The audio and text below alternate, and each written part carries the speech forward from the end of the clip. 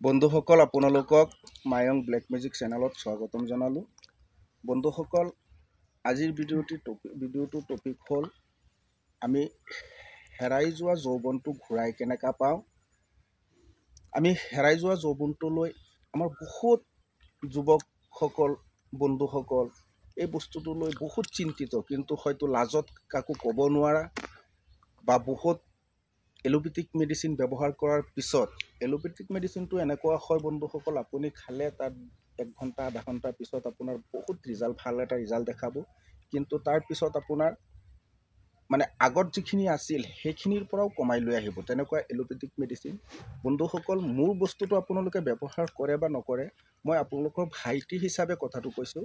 আপোনালোকে মানে এই ফাৰ্মাচীবিলাকত যে লগে ৰিজাল্ট দিয়া মেডিচিনবিলাক টেবলেটবিলাক আছে, বিশেষকৈ মই আপোনালোকৰ সৰু ভাই হৈ পেলাই আপোনালোকক অনুৰোধ কৰিছোঁ, সেই টেবলেটটো আপোনালোকে ব্যৱহাৰ কৰি নিজৰ লাইফটো বৰবাদ নকৰিব।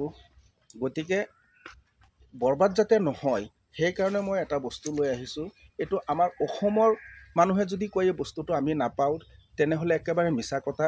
কাৰণ ভাৰতত চবতকৈ প্ৰাকৃতিক বস্তু যদি আছে আমাৰ অসমতে বিশেষকৈ বেছি আছে, আৰু আমাৰ অসমত য'তে ত'তে প্ৰত্যেকৰ বাৰীতে আছে। এইটো প্ৰত্যেকৰ ঘৰৰ পিছত যদি অকণমান কষ্ট কৰি যায়, অলপ 5 মিনিট সময় এটা নষ্ট কৰে, তেতিয়াহ'লে বহুত ভাল মেডিচিন এটা, এলোপেথিক মেডিচিনতকৈ বহুত ভাল মেডিচিন এটা আমাৰ ঘৰৰ পিছফালে বাৰীখনতে আছে। অকণমান সময় নষ্ট কৰিব লাগিব আৰু বিশেষ পইচা এইটোত খৰচ নাই। এইটো সাধাৰণতে আপোনালোকে চাওক, হাতীখোৰা গাছ বুলি কয়। এইটো চাওক, গছডাল খুব সৰু এটা গছ হয়, প্ৰত্যেকৰ বাৰীতে পোৱা যাব। একে সাধাৰণ গছৰ নিচিনা হয়, এইটো হৈয়ে থাকে। আমি এইটোৰ গুণাগুণ নাজানো বুলি আমি কাটি পেলাই দিওঁ, জ্বলাই দিওঁ। আৰু শিয়ালমতি গছ, এইটো চাওক বন্ধুসকল, শিয়ালমতি গছকেইডাল চিনি ৰাখক। আৰু এইটো এটা আছে আপোনাৰ সেই দাঁত মাজে যে মানুহবিলাকে ইয়াত লৈ সেই গছডালো আছে। এই 3টা গছৰ আপোনালোকে 1 ইঞ্চিমান শিপা লৈ, এই শিপাটো আপোনালোকে গ্ৰাইণ্ডাৰতে হওক বা কিবা শিলতে হওক, আপোনালোকে এইটো মানে থেতে কৰি পেলাই অকণমান গ্ৰাইণ্ড কৰি পেলাই তাৰ পৰা 2 চামুচমান ৰস ল'ব। আৰু একদম অৰিজিনেল মৌ যদি পায়, আপোনালোকে অৰিজিনেল মৌটো ল'ব। যদি অৰিজিনেল লোকেল মৌটো আপোনালোকে নাপায়, কমচে কম যোনটো ডাবৰ হানি আছে সেইটো ল'ব। 2 চামুচ লৈ ৰাতিপুৱা 2 চামুচ আৰু ৰাতি 2 চামুচ ল'ব। আপোনালোকে এসপ্তাহ, আপোনালোকৰ ভাইটিৰ কথাটো শুনি পেলাই এসপ্তাহ আপোনালোকে ব্যৱহাৰ কৰি চাওক, ইয়াৰ পৰা কি সুফল পায় আপোনালোকে।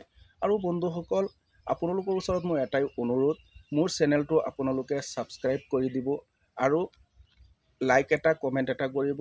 আৰু আপোনাৰো এজন বন্ধু যদি কোনোবা বিপদত পৰি আছে, লাজত হয়তো কথাটো কাকো ক'ব পৰা নাই, ডক্টৰৰ ওচৰতো নাযায় লাজত, সেই বন্ধুজনে যাতে সহজে বস্তুটো পাই যায়, ভিডিঅ'টো চাই নিজৰ হেৰাই যোৱা যৌৱনটো যদি ঘূৰি পায়, আপোনাৰ এটা পুণ্য কাম হ'ব।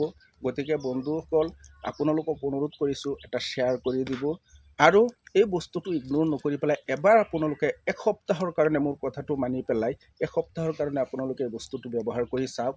তাৰ যদি সুফল পায় আপোনালোকে আৰু এজন বন্ধু বান্ধৱক জনাব। আৰু মোৰ বিশ্বাস, দৃঢ় বিশ্বাস, কাৰণ ভগৱানে দিয়া প্ৰত্যেকটা বস্তুত সুফল আপোনালোকে পাবই, আৰু তাত প্ৰত্যেকটা বস্তুত কিবা না কিবা গুণ এটা আছে, আৰু সেই গুণটো হয়তো মই ভালকৈ নাজানো বুলিহে ইগনোৰ কৰি থৈ দিওঁ। গতিকে আপোনালোকক অনুৰোধ কৰিছোঁ, এই বস্তুটো এবাৰ ব্যৱহাৰ কৰি চাওক।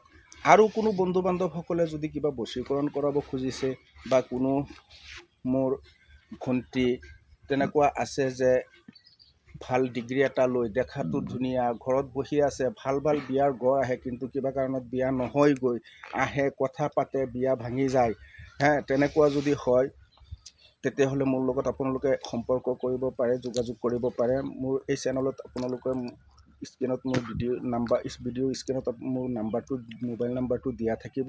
এইটো নাম্বাৰত আপোনালোকে মোৰ লগত যোগাযোগ কৰিব পাৰে।